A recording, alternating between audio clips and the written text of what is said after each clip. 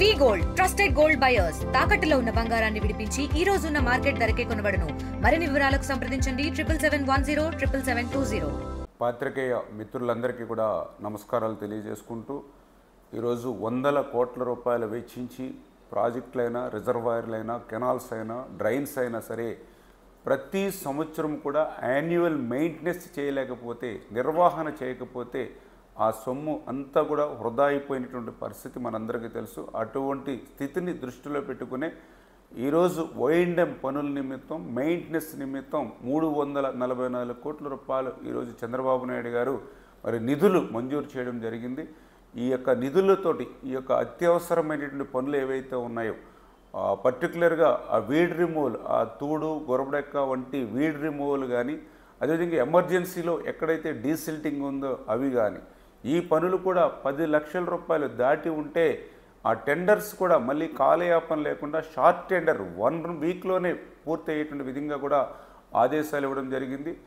10 లక్షల రూపాయలు లోపు ఉన్నటువంటి పనులు ఏవైతే ఉన్నాయో అవన్నీ కూడా ఆ యొక్క నీటి సంఘాలు ఏదైతే WA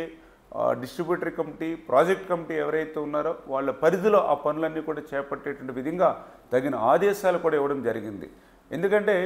గతంలో 5 సంవత్సరాల వైఎస్ఆర్సీపీ పాలనలో ఈ మెయింటెనెన్స్ పనులన్నీ కూడా గాలి కొదిలేసినటువంటి పరిస్థితుల్లో 5 సంవత్సరాల్లో ఎక్కడ కూడా ఒక తట్ట మట్టి తీయనటువంటి పరిస్థితుల్లో 5 సంవత్సరాల్లో ఎక్కడ కూడా డోర్సు, షట్టర్సు, రోప్స్ వంటి వాటికి మరమ్మతుల మాట నుంచి కనీసం గ్రీజు పెట్టి కూడా మెయింటెనెన్స్ చేయలేనటువంటి స్థితిలో ఏదైతే విధ్వంసకరమైనటువంటి ఇరిగేషన్ వ్యవస్థ ఏదైతే చేర్చారో దాన్ని మళ్ళీ సరిదిద్దుకుంటూ, అంటే గత ప్రభుత్వం చేసినటువంటి తప్పులను ఒక్కొక్కటి సరి చేసుకుంటూ ప్రభుత్వం అధికారంలోకి వచ్చిన తర్వాత జూన్ నెలలో, ఎందుకంటే గత ప్రభుత్వం వీడ్ రిమూవల్ కూడా మర్చిపోతే అప్పటికప్పుడు జూన్ నెలలో 90 కోట్ల రూపాయలు రిలీజ్ చేసి ఆ వీడ్ రిమూవ్ కానీ, అదేవిధంగా అత్యవసర పనుల నిమిత్తం డిజాస్టర్ మేనేజ్మెంట్ నుంచి 324 కోట్ల రూపాయలు నిధులు మంజూరు చేసి ఆ పనులు జరపడం కానీ, మళ్ళీ ఈరోజు 344 కోట్ల రూపాయలు అక్షరాల ఈ యొక్క ఓఎండ్ఎం మెయింటెనెన్స్ నిమిత్తం ఈరోజు నిధులు మంజూరు చేయడం అని అంటే గత 5 సంవత్సరాల పాలన పాపం నుండి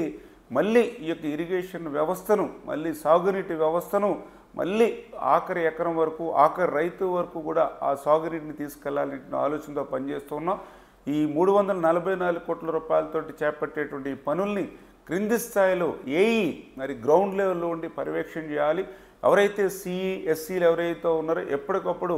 మానిటరింగ్ చేసుకుంటూ ఈ మే నెలాఖరికే ఈ పనులు పూర్తి అయ్యేటువంటి విధంగా, వచ్చే ఖరీఫ్ సీజన్ కల్లా ఈ పనులు పూర్తి అయ్యేటువంటి విధంగా తగినటువంటి ప్రణాళికాబద్ధంగా నాణ్యతతో కూడినటువంటి పనులు చేపట్టాలని చెప్పేసి కూడా